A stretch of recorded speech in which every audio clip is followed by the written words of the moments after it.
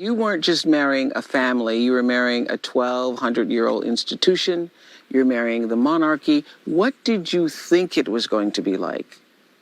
I will say I went into it naively because I didn't grow up knowing much about the royal family. It wasn't something that was part of conversation at home. It wasn't something that we followed. My mom even said to me a couple months ago, she said, did Diana ever do an interview? But you were certainly No. aware of the royals. Of course. And if you're going to marry a royal, then you would do research about what that would mean. Well, I didn't do any research about what that would mean. You didn't do any research? No. I've never looked up my husband online. I just didn't feel a need to because everything that I needed to know he was sharing with me, right? Or everything that we thought I needed to know he was telling me.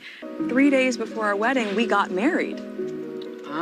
No one knows that, but we called the Archbishop and we just said, look, this thing, this spectacle is for the world, but we want our union between us. So like the vows that we have framed in our room are just the two of us in our backyard with the Archbishop of Canterbury, and that was the piece that... Just the three of us. Just the, Just the three of us. just the three of us. There was also a story, did you hear this one, about you making Kate Middleton cry? The narrative with Kate, which didn't happen, was really, really difficult and something that I think that's when everything changed, really. Did you make Kate cry? No.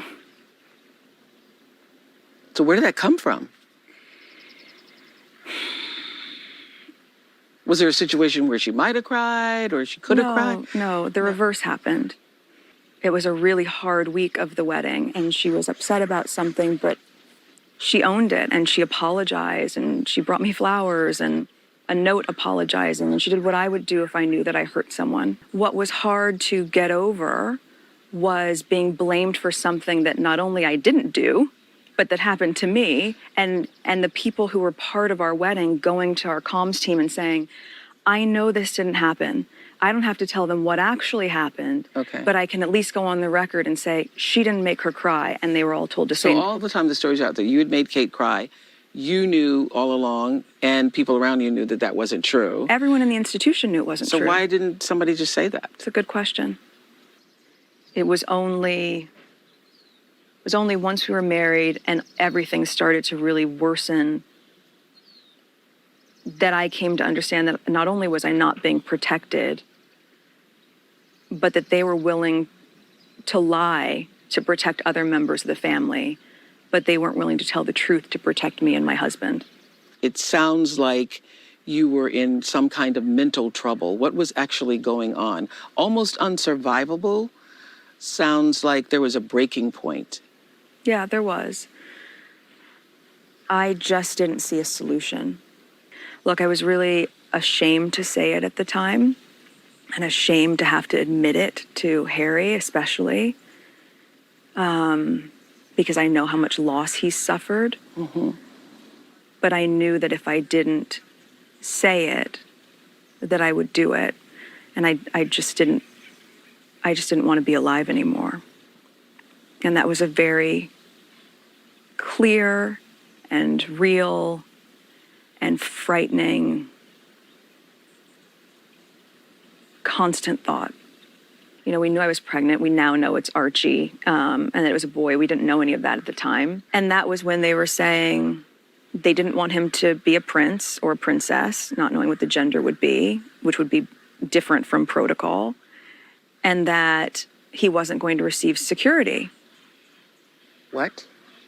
Your son, the grandson, the great-grandson of the Queen, is not going to have, he wasn't going to be a prince. How did they tell you that? And what reasons did they give? And then say, and so therefore you don't need protection.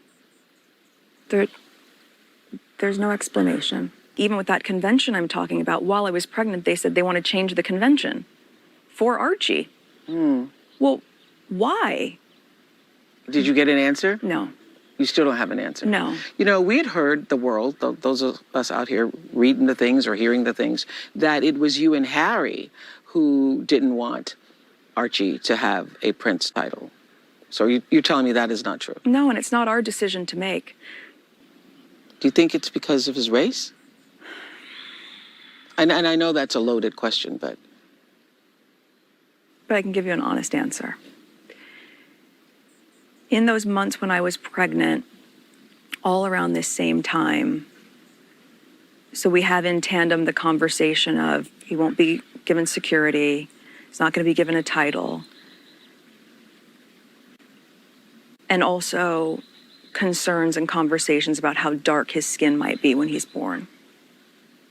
The media reported that you had blindsided the Queen, your grandmother. So here's a time to set the record straight. What was the tipping point that made you decide you had to leave? Yeah, I was desperate. I went to all the places which I thought I should go to ask for help. We both did, separately and together. So you left because you were asking for help and couldn't get it? Yeah, basically. My biggest concern was history repeating itself. And I've said that before. We've all been through it.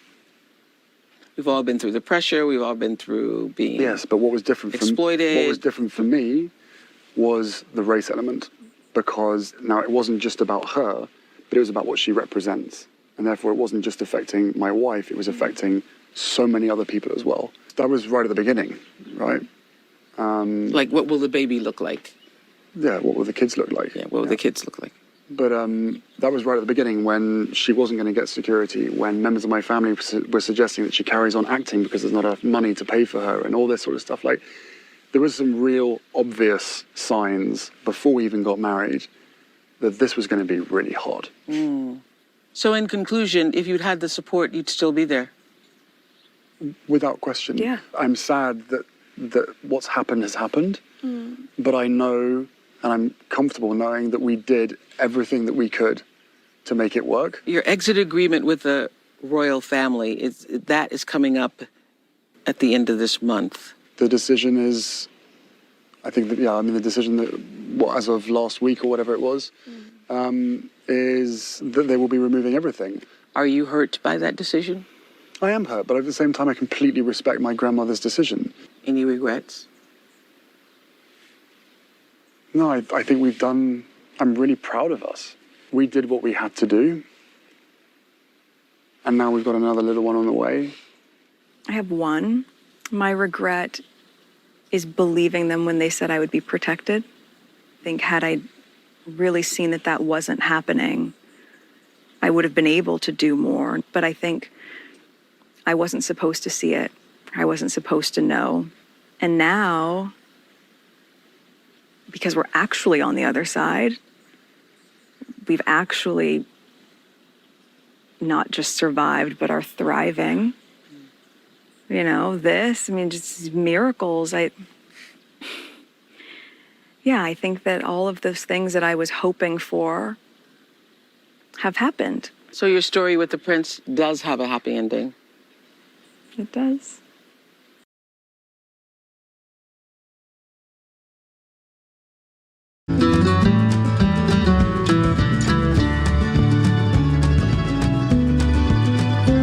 You can tell her. No, go for it. No. It's a girl. You're gonna have a daughter!